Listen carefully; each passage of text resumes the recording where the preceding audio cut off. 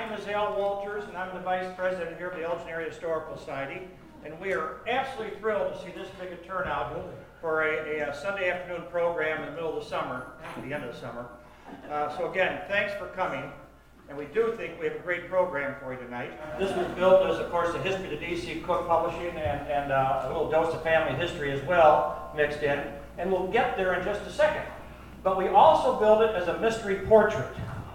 The mystery portrait is a rather Victorian lady hanging in the gold frame on the side wall there. We might as well end that mystery right now. That's Mrs. Marguerite Cook. That's Mrs. David C. Cook the first. The mystery about it was she bubbled up out of the archives of the First United Methodist Church, where the Cooks were very active. But over the years, nobody remembered who she was. And we did a little research, and we identified her as Mrs. Marguerite Cook. And that trail led me to Bruce Cook, and that led us to, why don't we do a program?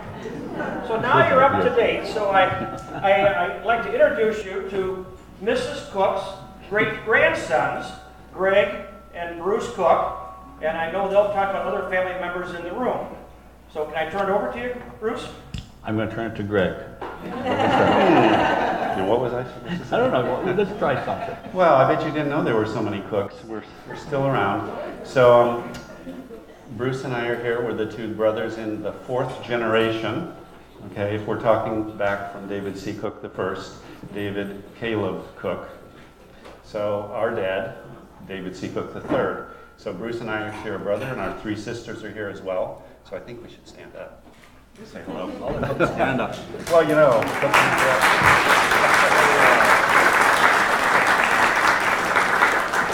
Thank you. And I'm not even mentioning the extended family. We should have them stand up too. Yeah, please. So you guys stand up too. Come on, guys. Stand up.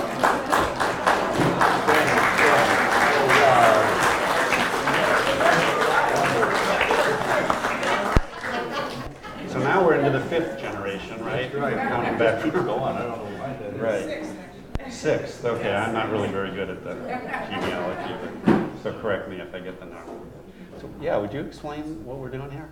What are we On the doing? number, on the recollection slide. I thought we'd do a kind of a history of the family, a history of the company. And ultimately, we'd like to do, what we hoped to do was to show the impact of the company on Elgin, the positive things that were done. And I'm afraid we couldn't really corner all those things, but we've tried to put this all together. So if you watch the Royals recently on TV, you realize it goes back and forth in time.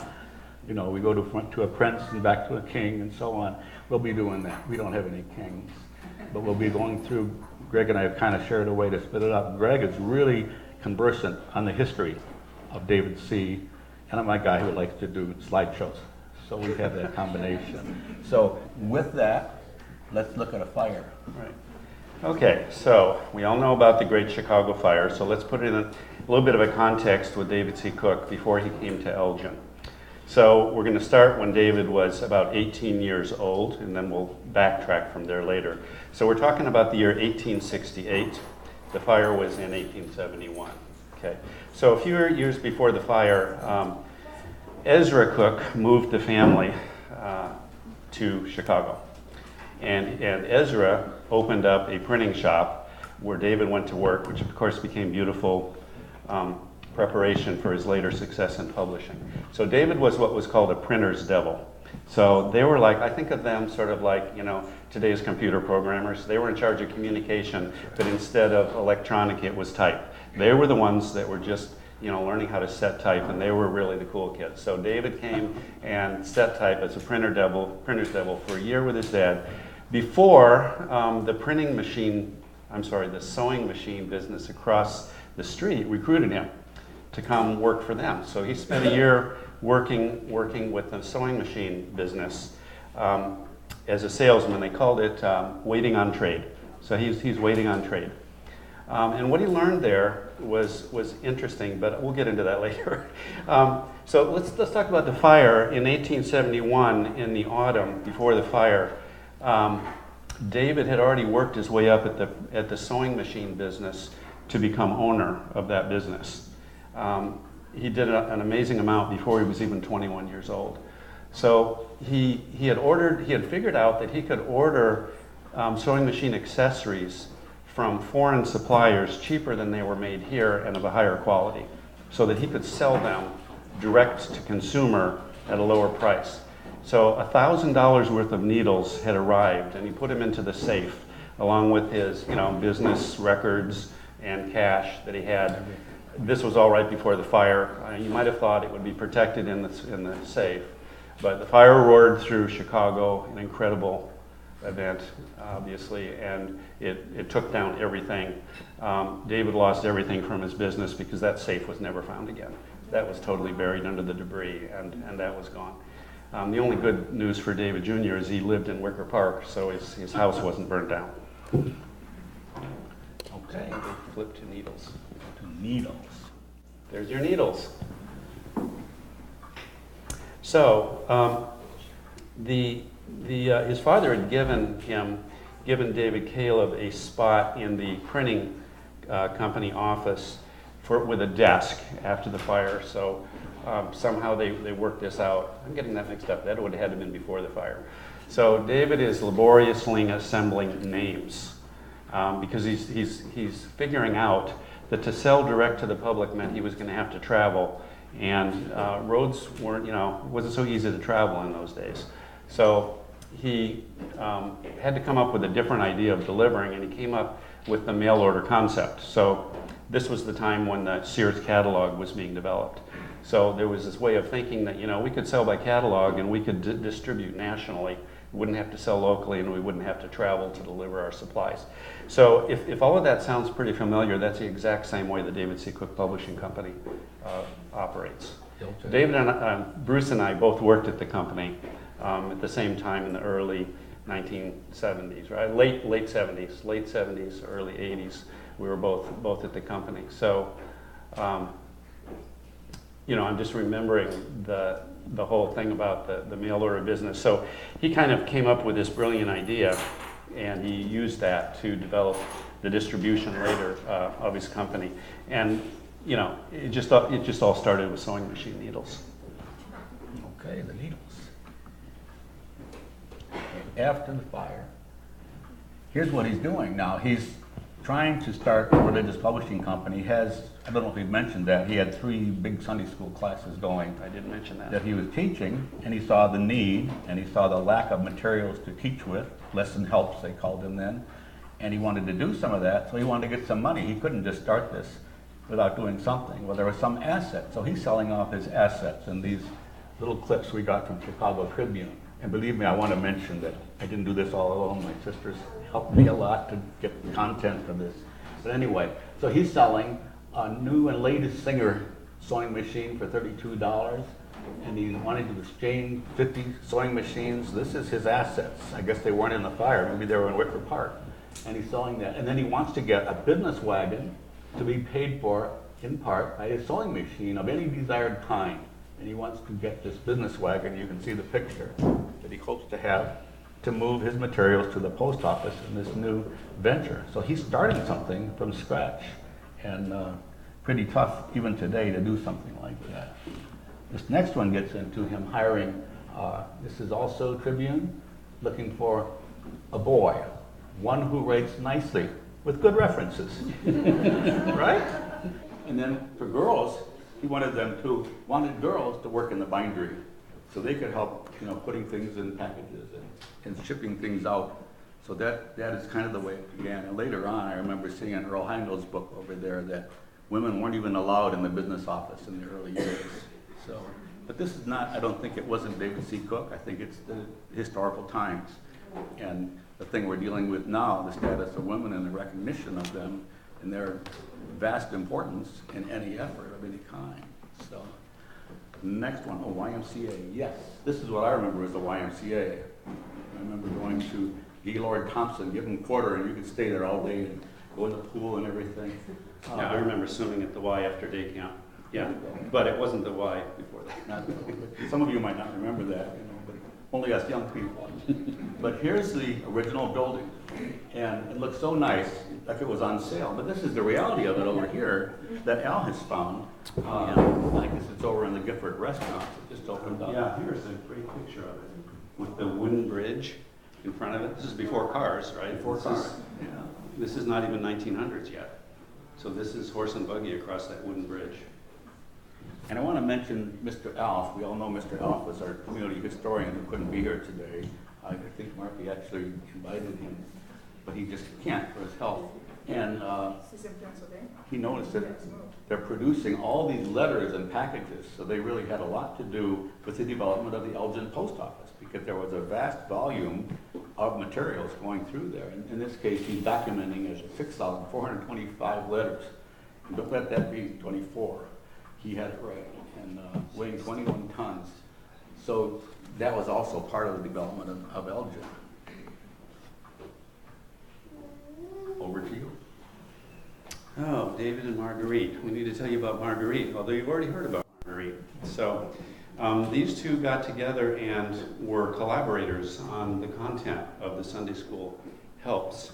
And we really probably should have talked more about the fact that during the time David was starting his business, he had bought out the sewing machine business. He was working full-time there, but he was working evenings and weekends building up his Sunday schools.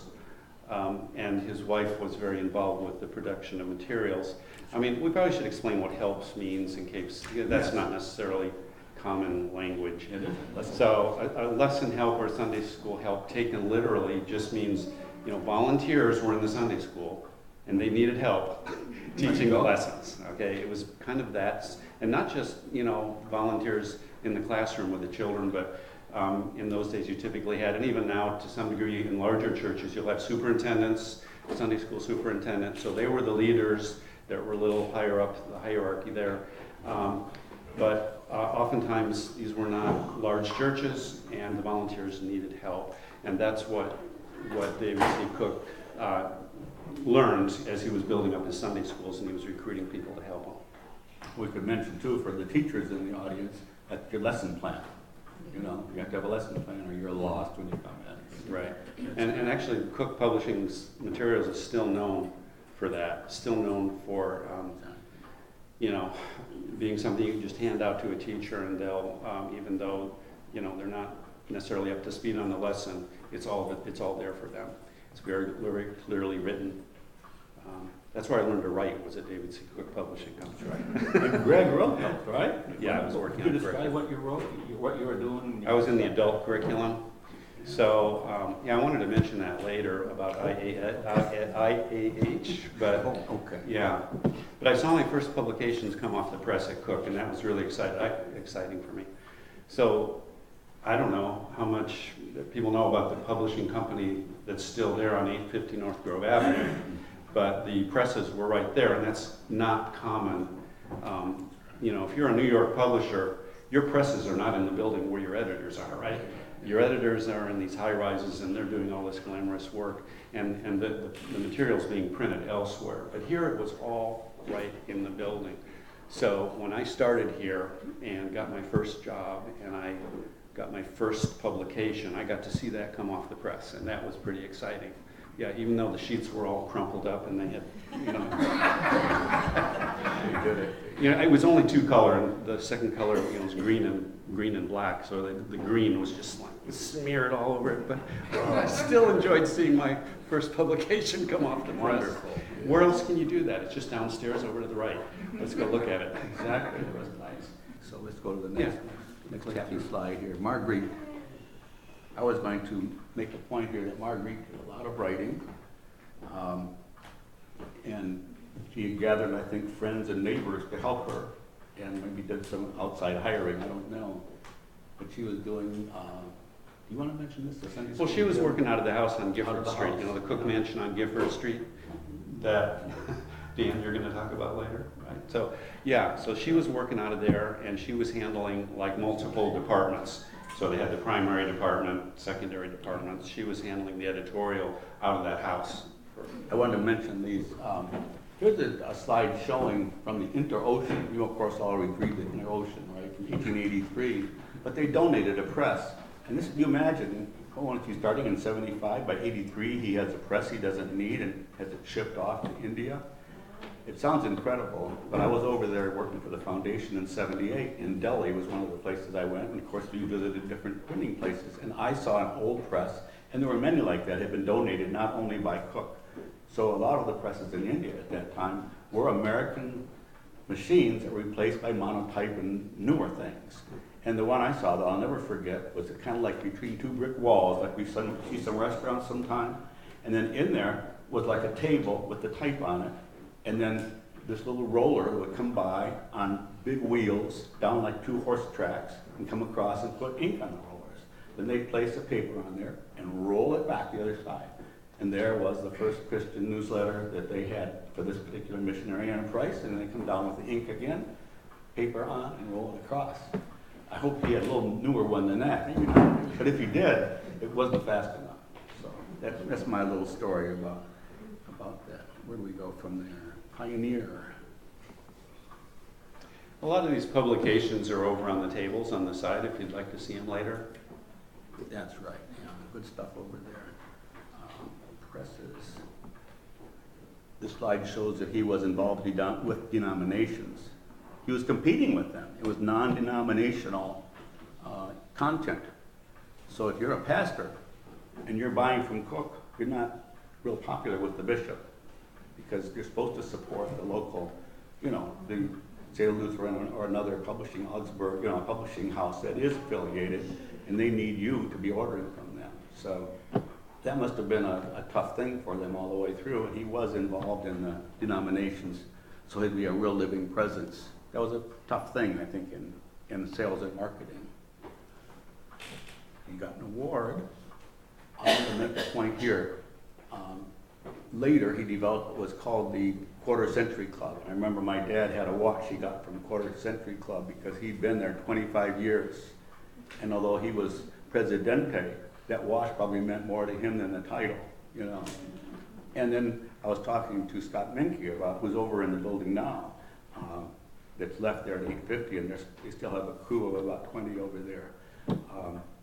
And somehow this came up, and I said, he was going to retire, and I said, you're probably waiting for the Quarter Century Club. He said, they came here, from Colorado, and they went up to Colorado, up in Wisconsin somewhere, and discussed starting that particular club again. So they're recognizing their employees again. So that's a good thing. Anyway, I want to mention that. Yeah, this is showing 1901 when the company moved to the new location, 850, and this Inter-Ocean, I think, featured the company as a modern company because they had the buildings in back and light would come through the ceiling and so on. It was quite innovative in its time.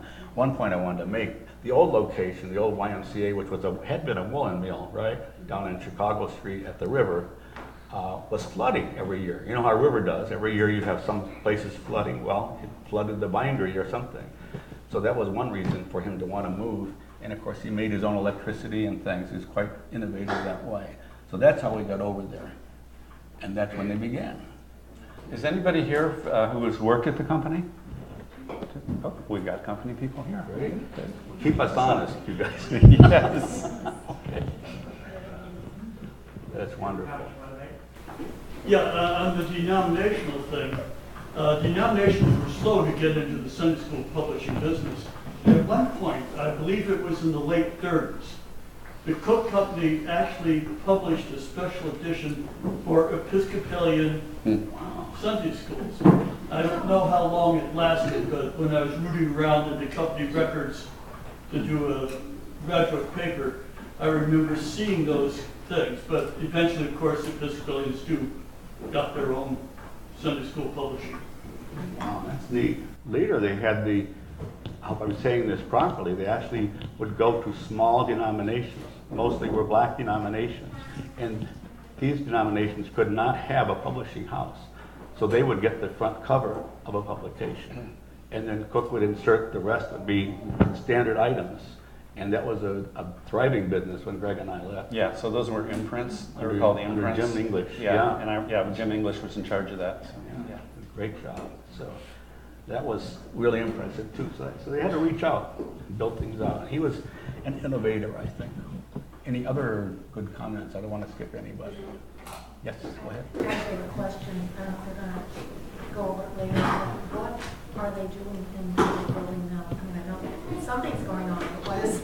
Scott is here. Scott should talk about that. We're still working. Still putting out boxes. Oh, you're doing the boxes for the shipping? It's just a warehouse and distribution now. There's no actual printing or anything going on. Okay. And when did the presses get shipped out or sold off? 2003. 2003. So I wonder if any were donated to India. I have no idea. The two biggest ones that we were still using, they sold. One went to New Jersey and one went to Peru. Huh. The web. Okay, so when I started, the web press had just been installed. Okay, that was impressive. So was that sold? Yes. The web press.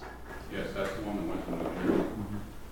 As far as I know, he's still using it. Yeah. Hope so. Presses keep working. It's like old computers don't keep working, but presses do.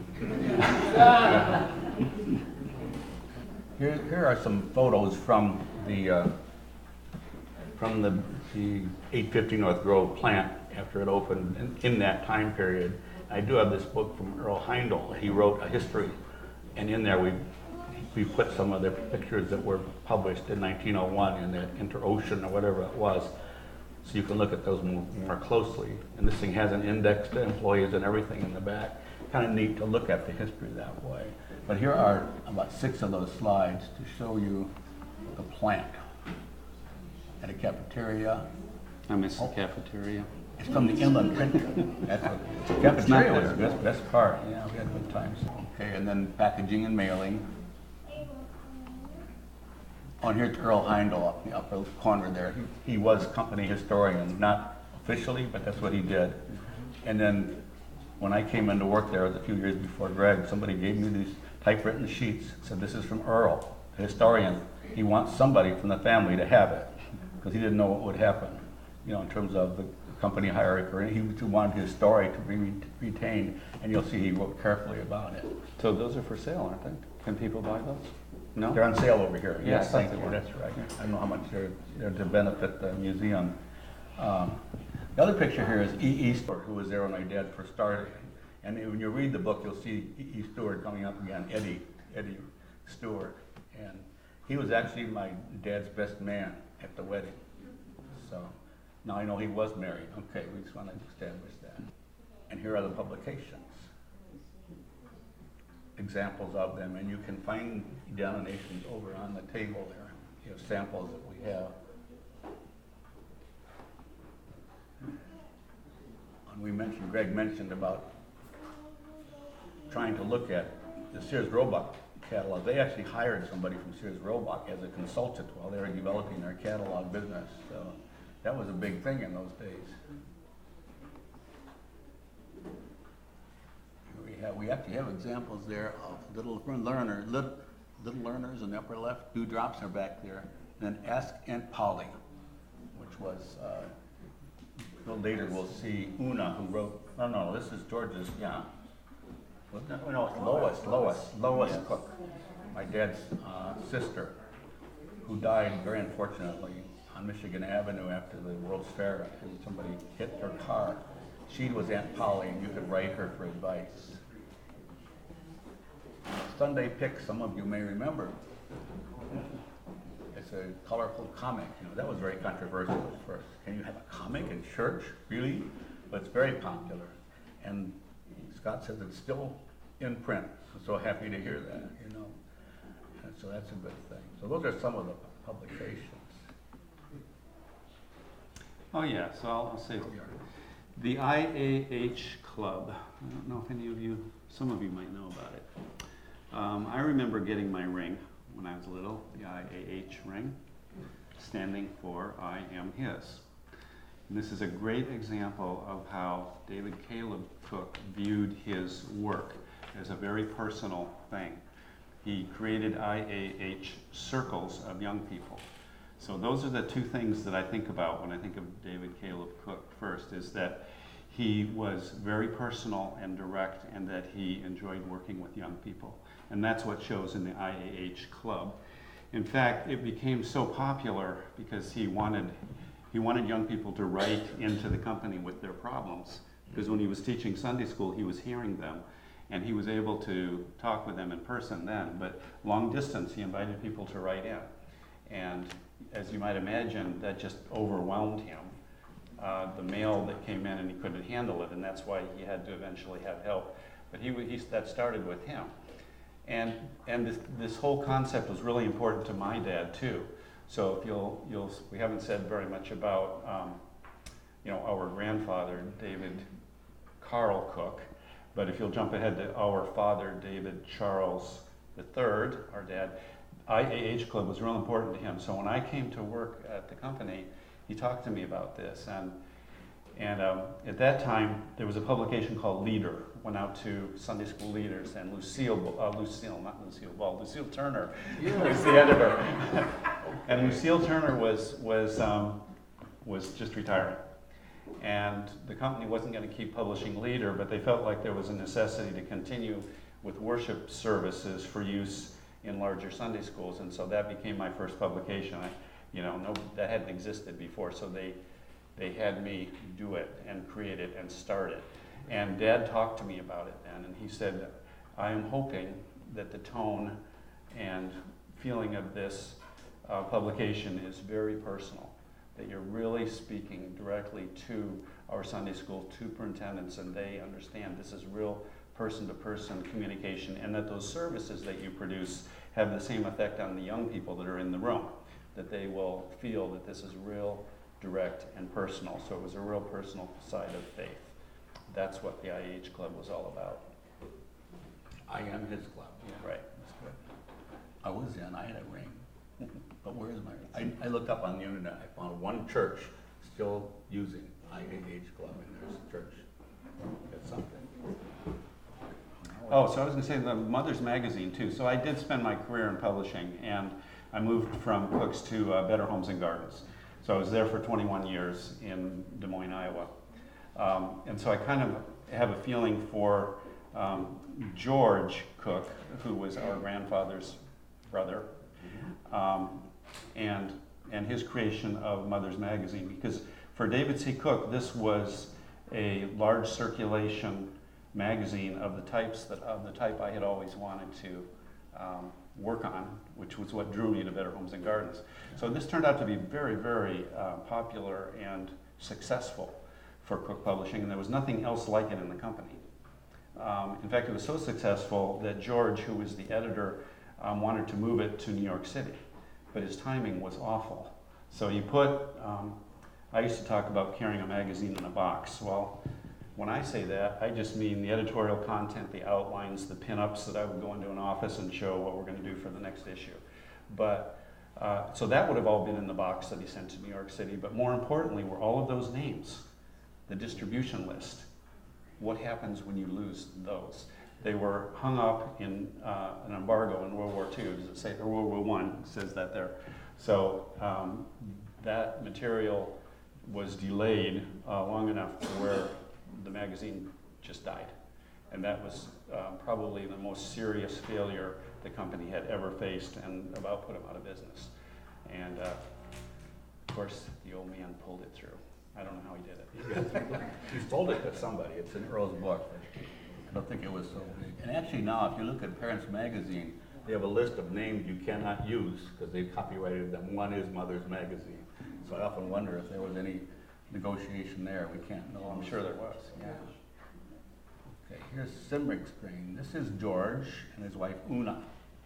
We've heard about George. He married this girl, Una, from Springfield, Missouri, who, fortunately for us, wrote a complete account of her life.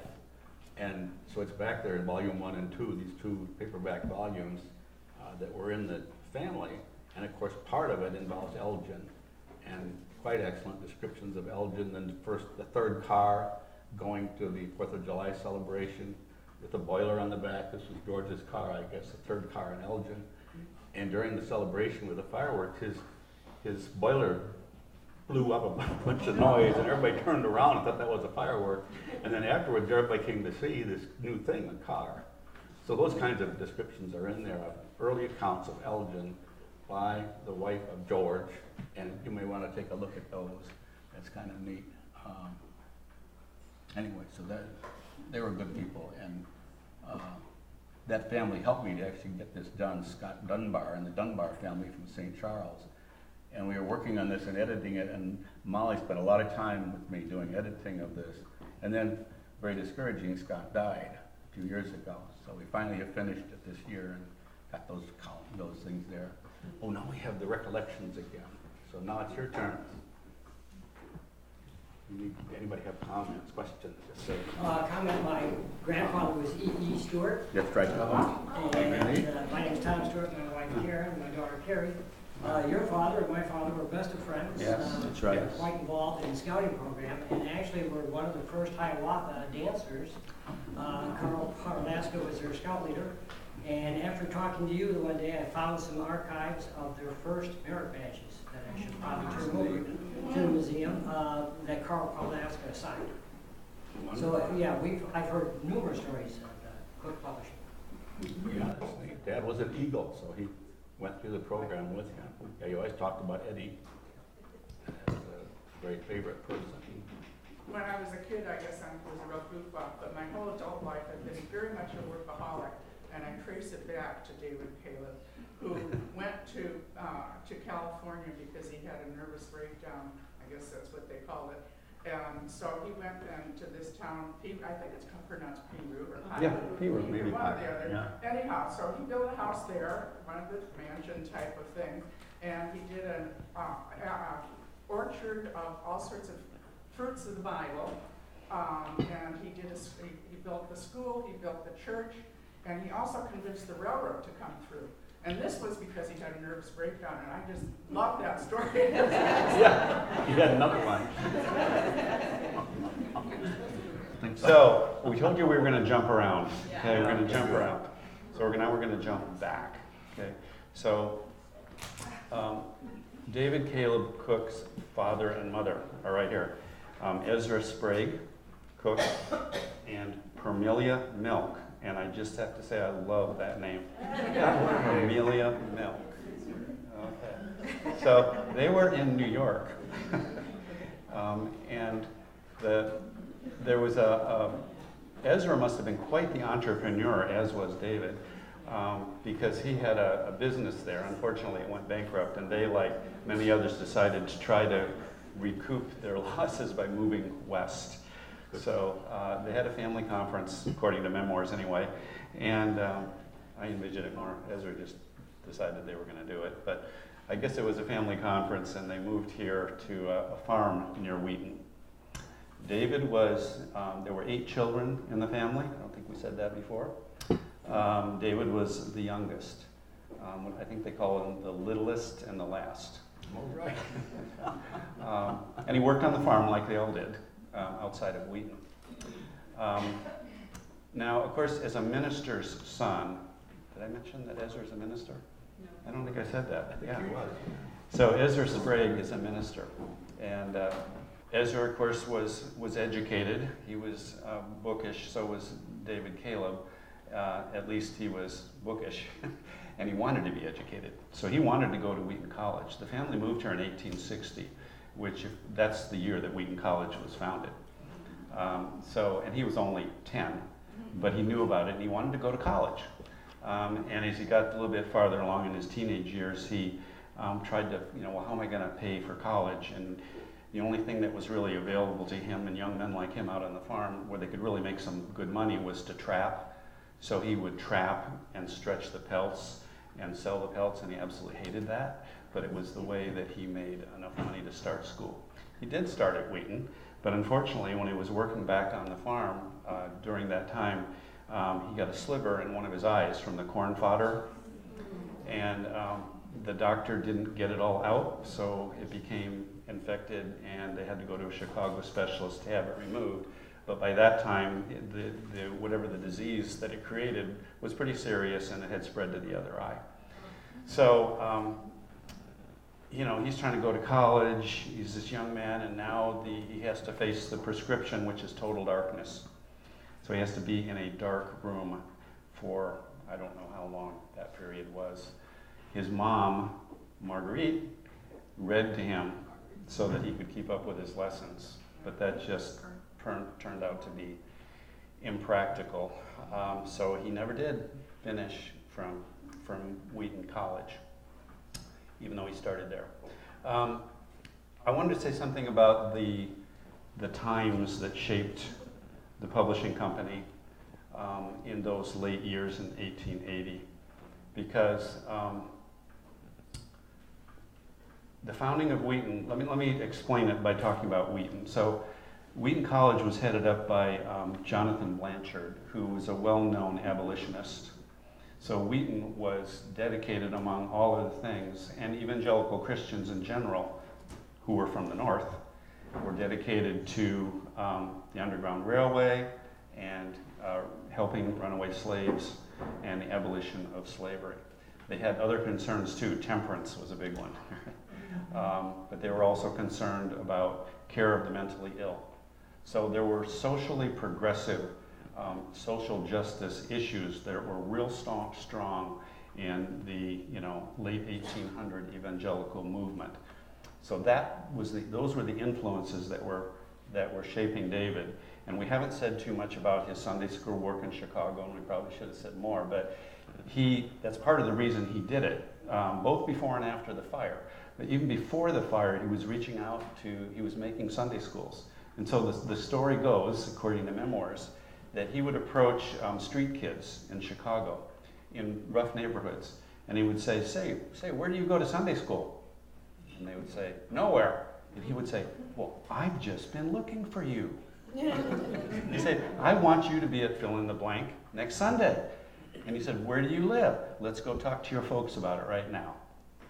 So he was out there recruiting in his off hours. Remember, he's still doing the sewing machine business, right? But he's out there recruiting for his Sunday schools like that. And then after the fire, when people were desperate, and crime was rampant. I mean, the rest of the country was really trying to help Chicago recover from the fire. But David had decided to stay, because a lot of people left, of course. They didn't have anything there. He decided to stay and redouble his efforts to work with those kids and to build those Sunday schools.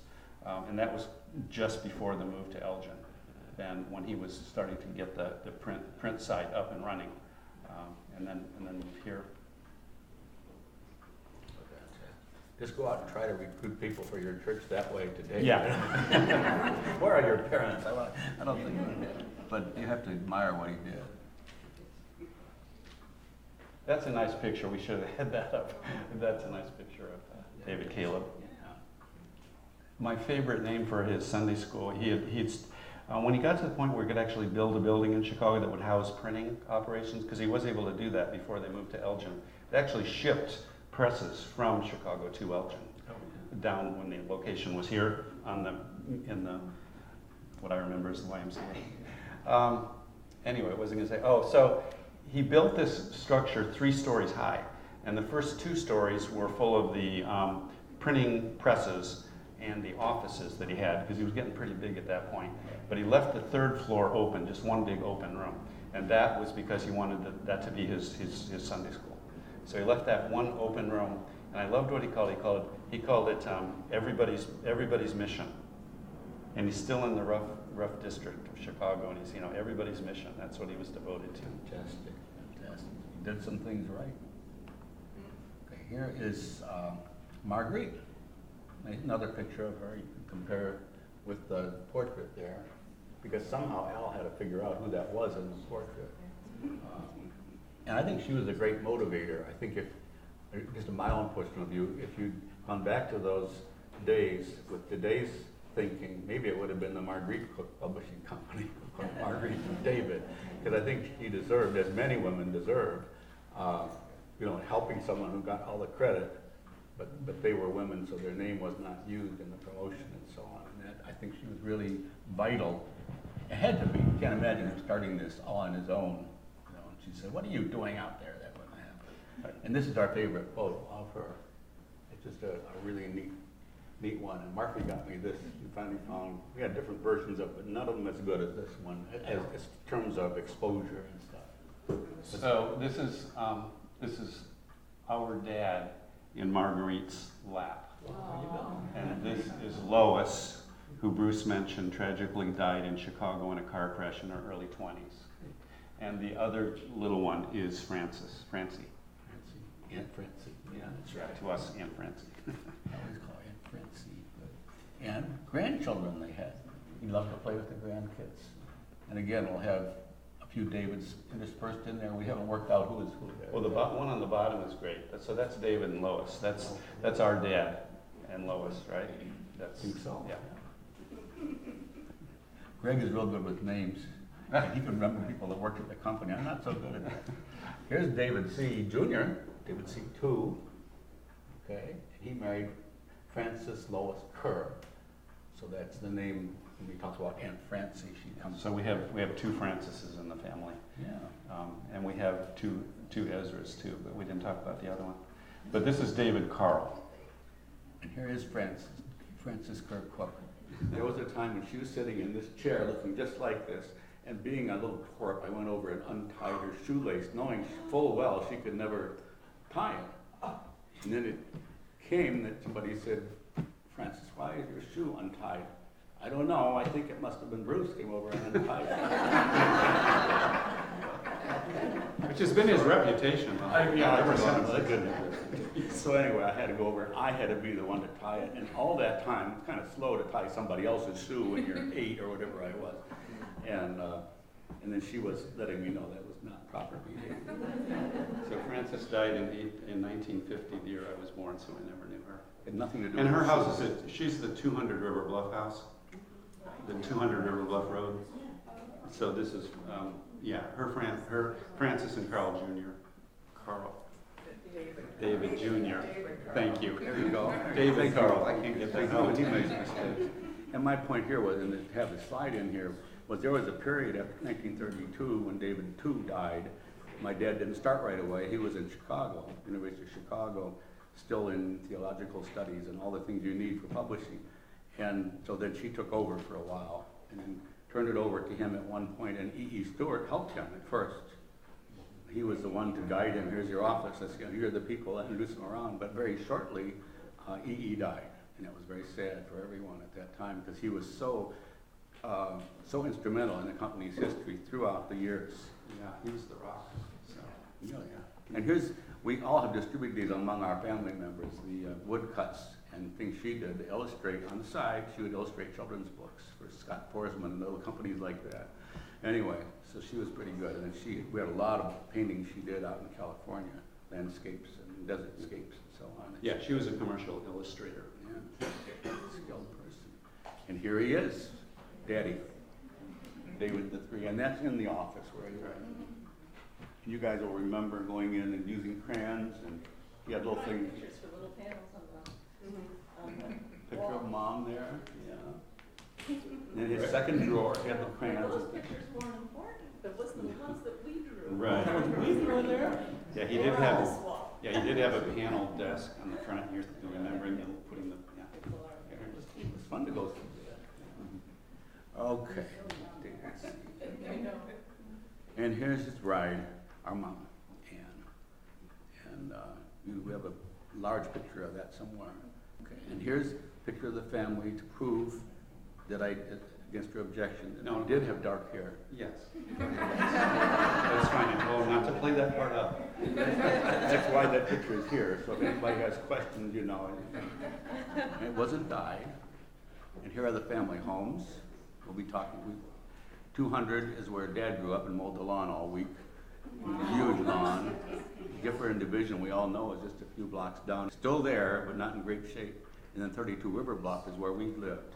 The question now is, will Gifford and Division continue to exist? And we have some 3-generation pictures of the 3 cooks. This is the real photograph they're able to take. And later on, the foundation made a little booklet, Let There Be Light, and did a stylized version of the same thing. That's kind of nice to have those. We're trying to bring out the things that the company did for the city. And some of those are for employees too, like the Some of Olivet those Olivet apartments. definitely. Yeah. Then we have a quote from Alf. Of course, he didn't know what was going to happen in 1995, but he says, the firm became the most stable and long-lived of Elgin's numerous manufacturers. It's in his book. So I guess it didn't live up to that entirely. But here's the one that Liz mentioned, the Elgin Improvement Association, 1881-83. I'm trying to remember the fellow's name, but he was recruiting companies to come to Elgin. And that's where David Caleb began to participate, because he then saw the advantages, the river, the railroad. That's how he was looking. I can make my own electricity. I have access to the railroad for my mail, that kind of thing. So that, and it's not in Chicago. So that's one. And then the other one is, second largest Elgin employer. And the higher one would have been Watch Company or Sherman Hospital. Yeah, Sherman Hospital was close too. Yeah, that's right, the Watch Company. And they both had leave, I guess. Okay, they helped with the Pave All street paving schedule.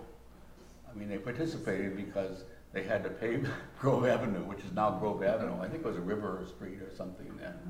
And I think there were trolley tracks there. So they participated that way. I have a picture of another area there. And here's a church. Anybody recognize that one? We've been talking about the First United Methodist, then just First Methodist Church. And he was part of that. And there, I don't know how many know that there was a tornado in 1920 that tore down the ramparts and so on quite seriously. So he helped to rebuild. At first, he gave some money in 24, and then I think they wanted to do a major reconstruction of it. And he came in to help with 3 conditions that Al has pointed out to me. One was you had to come in the front door only, so you would see the sanctuary. Well, now there are 2 back doors, but I guess there weren't then. There would have to be anyway for safety, right? But that's one condition. Another one was it had to be Bedford stone and not brick, which was what was in, they were planning to do a stone thing. And I think if you go to the University of Chicago, you'll see some buildings done in a similar style with those stones. And I'm thinking Gillick might have been, there's an architect that is in common to those buildings, but I could be way wrong on the name. I'm always wrong on names. And the last thing, he wanted a multiplicity of Sunday school rooms. And how many rooms did you say there were, Alan? I've heard various numbers, but it could be as many as 106 rooms in the church.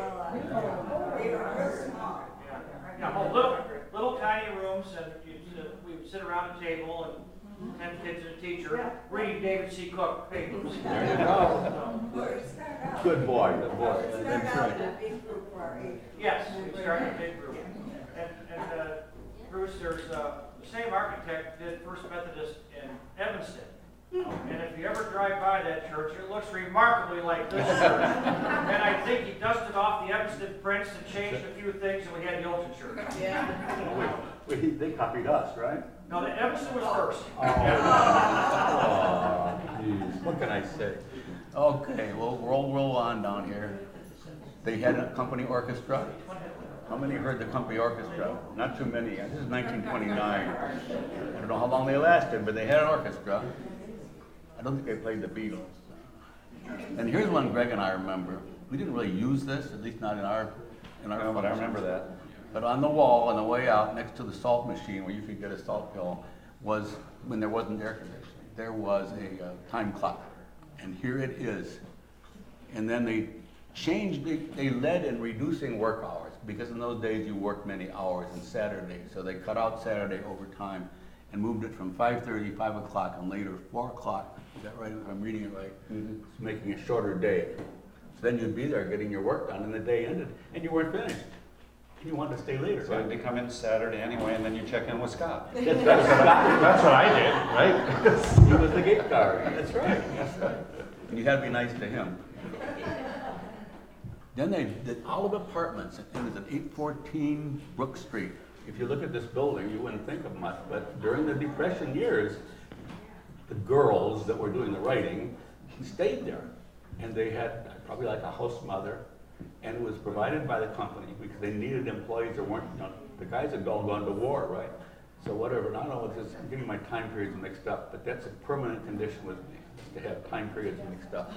So, but the one interesting thing about this, if you drew a line from there to the company, it's like a block and a half. When you cross an oval grassy area called Esmeralda Park back there.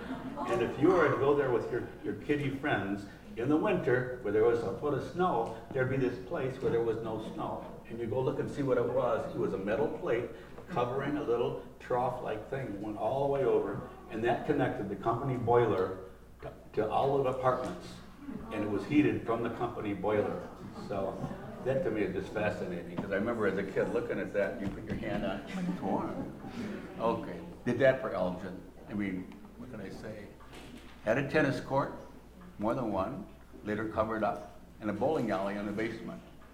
Gone, right? Is there any sign of the bowling alley left? No, they took it away. But those were things they did. And then I found this picture of a whistle, and I feel bad because there's a better whistle at the end of the hall, and the way out you can see. But I dug this thing out of somewhere on the, you know, the things you get on images.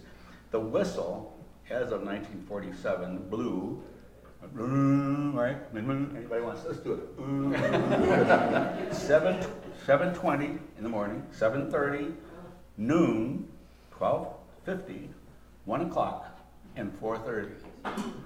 Okay, now came in 1947, and the executives were thinking, do we really need this whistle anymore? So they did a survey that's in, I don't have it on that thing there, but it's in the, where's this from? Oh, the Jacksonville Daily Journal, and one is from the Tribune, both from 1947. They need that whistle, they say. They called people in town and determined that they would keep the whistle. And they did, even though they wanted to shut it down. But then there was a time when they didn't have any more presses that ran on 24 volts DC, which is why they had a boiler running a generator. So they had to turn off the generator and they had to turn off the boiler, and the whistle was gone because the whistle used steam from the boiler. So that's my whistle story. Oh, and there's at 1975, they had a 100-year celebration, and we have a little cover sheet over here from it. And at that time, they were very proud to be part of the community and did imitations of David, Caleb, and so on. And some of you may have seen this presentation. But that was something they did for the community. And now, what they didn't do for the community was they moved to Colorado Springs. And that may amaze you how large that building is. I thought it might be just a little Kwanzaa hut or something. But no, it's this. So I've not been there. So here's our timeline. I don't know how much you want to dwell on the timeline, but it does kind of take you through all the good times. 49, I guess, is significant. We haven't mentioned the foundation in terms of history. 49, the family assets were converted into a foundation. So instead of the family owning the company and having them come over and build the sandbox and things, suddenly the foundation owned the company, and that was a major change. And that continued to support Christian missions overseas. And I know we were doing a lot of that when we were there, and I don't know what they're doing today. 95 is when they moved to Colorado Springs. So that's kind of the end of the timeline. Let's close off the formal part of the presentation here. I know Bruce and Greg are going to stay around and answer all your questions and hear your one-on-one stories, and that's great. Listening to Bruce and Greg talk reminded me that wealth has flowed through Elgin in several ways. The dairy industry in the early years, and of course later the watch company and all that meant. But publishing also has played a big part in Elgin's history. Here in the David C. Cook was once the second largest employer in Elgin. The Brethren Publishing Company still functions here in Elgin to this day. There was other publishers that came and went. Publishing was a source of wealth to Elgin, especially realizing that the ownership lived in Elgin as well as the employees. That kept the money here in town. That made it very, very important. And a big round of applause for these guys.